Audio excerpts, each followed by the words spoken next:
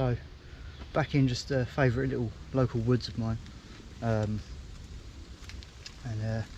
just gonna string up a tarp quickly. I mean, we're under shelter with the trees, but it is on and off raining, and there's this like shelter that I didn't build this. This is just here, but it's pretty decent. You know, you can string tarps up on the outside and the inside and do all sorts with it if you want to, I suppose. It's been here for quite a while though, so I'm not sure how confident I would be sleeping under it. I suppose it's alright, it feels pretty solid. I mean, it hasn't fallen down yet, so it's probably pretty good, but anyway, just thought I'd come here, spend a couple of hours, have a brew, and you know, spend a bit of time in the woods, seeing as I haven't been able to get out and do a camp this week. So a simple little setup. I didn't bother doing it originally. It's all different. That corner's just poked onto there. Hopefully that holds. It's that little bit of nodule of wood. And then the rest of it's bungeed really. That one comes around here. This bottom one. I was bungeeing out around this main bit, but then taking it up and over here pulled it back a bit better. And from the back, that corner's just bungeed down to the ground. And then finally, to give it a bit more space inside, I just pulled the hood out, wrapped it around this branch, and then wrapped a bungee around it a couple of times. You know, wouldn't be the perfect thing to sleep under, to be proper weatherproof, but just for a quick brew it's fine. What would be a lot easier would be just put it on the outside of the branches. I realised that after I'd done it, but then you would be following the shape of the branches, so it might, you know, take up a bit of space, not stretch the tarp out as much and get as much length and height on it. But yeah, it does the job, doesn't it? It looks a lot bigger than I thought in this sort of arrangement. I tried to do an A-frame with it before, and the problem is that these little eyelets, there's nothing in the centre going along, so all the eyelets are off the centre. You've got like 1, 2, 3, 4 and nothing in the middle. You can't do an A-frame with it unless you just run the ridge line underneath and throw the tarp over the top. You can do that. Once you pin it out, it will stay there without the prusik, but it's not ideal having a ridge line under the tarp because water can seep into the ridge line and come down and drip. But you can do other things with it. I think this is the best one for this size. Well, I say tarp, this is the Dutch Army poncho. It could be used as a tarp, and I think this is the best one, just like a lean-to sort of thing.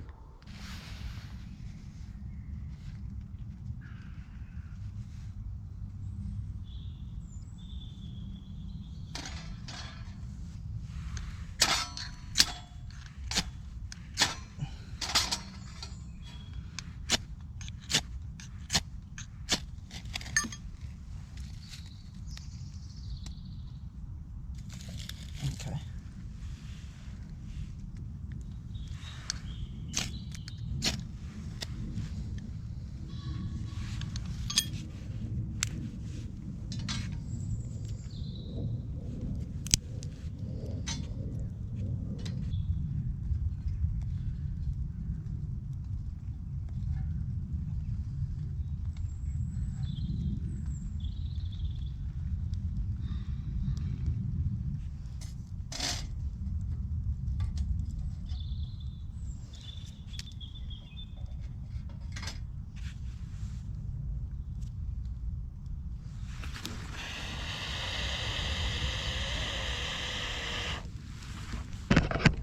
I don't know why, but this is just not setting fire. This wood, it's rained a bit, but it all feels really dry, so I don't know what's going on. I was feeding it really carefully, I was blowing it. Nah, won't have it, it just wants to go out. Okay, just did one more bit of cotton wool, and now it seems to be going. I think the first couple of times it just dried the wood out, and now it's going again. But you know, without cotton wool, I don't know, it'd be very, very difficult.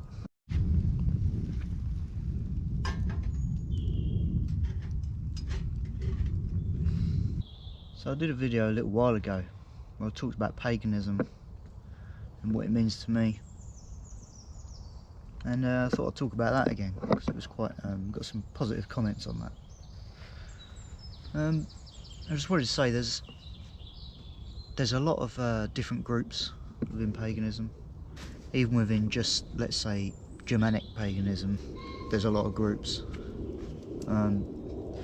and sometimes they fall into a kind of some weird sort of racist, nationalist kind of agenda, and you do have to be a bit careful about that, especially when you're talking about like the Germanic stuff. You get these kind of pseudo-Nazis, but you shouldn't tar the whole thing with the same brush, because, like, you know, if you're going to do that, then you might as well say all Muslims are terrorists. It's the same thing if you're just saying that all sort of Nordic or Germanic pagans are like Nazis, you know. And another thing, there's a lot of good YouTubers over the years who have talked about paganism, and some of them have had questionable views. Like, some of them I've seen people say that they're racist, and I've never seen them portray anything that I would say is racist. But maybe they are, you know, they're just not going to put it on YouTube. But people swear by it, and they're like, don't listen to that person, they're full of rubbish. And some of them are like quite intelligent, they're quite scholarly, and I just think, don't throw out the baby with the bathwater with anything, you know. Everyone's views are worth listening to. They might not be the same views as yours, but that's even more reason why you need to listen to them. And you can still learn from things from people that you don't agree with everything they say. Maybe you don't even like that person, but you can still learn from them. There's a really cool channel, it's called Atlantean Gardens. He's got two channels, the guy. One of them's Robert Sepper, and he's like an anthropologist. He talks a lot about human history and the different theories, and some of them are a bit out there, a bit crazy, and he never says like which one is exactly true, but he's questioning the kind of mainstream archaeology and sometimes anthropology, where they're kind of trying to push an agenda. And I think a lot of that agenda pushing is part of what's led to us losing our history and our pagan history. And I don't just mean us as in Germanic people, us as in white people, I mean us as in the whole world. Our sort of more indigenous cultures and spiritualities have been lost. And I think there may have been a bit of purpose behind that, you know, a bit of intention. They wanted us to lose it. It keeps threatening to go out. Really annoying. So I feel like always on both sides, there's always two sides that want to use things for their own agenda. And I suppose in this situation you've got one side who are basically a bunch of racists who want to use it for their agenda, and then on the other side you've got the kind of what you'd maybe describe as kind of far left Marxist kind of people who want to point out the racist ones, to throw out the baby with the bathwater and condemn an entire culture and spirituality to history, which isn't the first time they tried to do that. But with two extremes, it's always worth looking somewhere in the middle. And I think personally, not getting caught up in this sort of picking a side kind of thing. Never get caught up in that choosing a team. You know, just be yourself. Right, I think I've had enough of waiting now. The water should be hot even if it's not boiled. It doesn't need to be boiled. But I'm going to try out this coffee bag, which is dark and lively apparently. Let's give that a go. So yeah, that little Untitled, it's the Evil Eyes stove. Got a face on the front. I haven't used it that much. It's alright. I don't know. It's a bit of a pain in the arse to put together because it doesn't have hinges on it. I should have got the one with hinges. And it's just difficult to keep it going because it's small. If you feed it too much, it puts it out. If you don't feed it enough, it goes out very quickly. And maybe doesn't get enough air to it. It's just an open fire is just so much better. And then it's dirty and you get your hands all dirty, you got to clean it. Well, you need to wear gloves, which I stupidly forgot, but you know, it all gets black. It's just I think if it's the middle of summer and you know it's definitely going to be dry and you come out to the woods, there's so much dry wood everywhere, saves you having to bring a stove and fuel and all that, so you know it comes into play there. But in England that's not much of the year, so yeah, I know some people love them. Probably if you've got one of the bigger proper bush boxes it's better, but I just think it's a little bit unnecessary. Okay, so first of all, after all that palaver, the coffee bag burst, it ripped open somehow in the mug and all the coffee's come out, so that was a complete waste of time. So I've got coffee with bits in it now.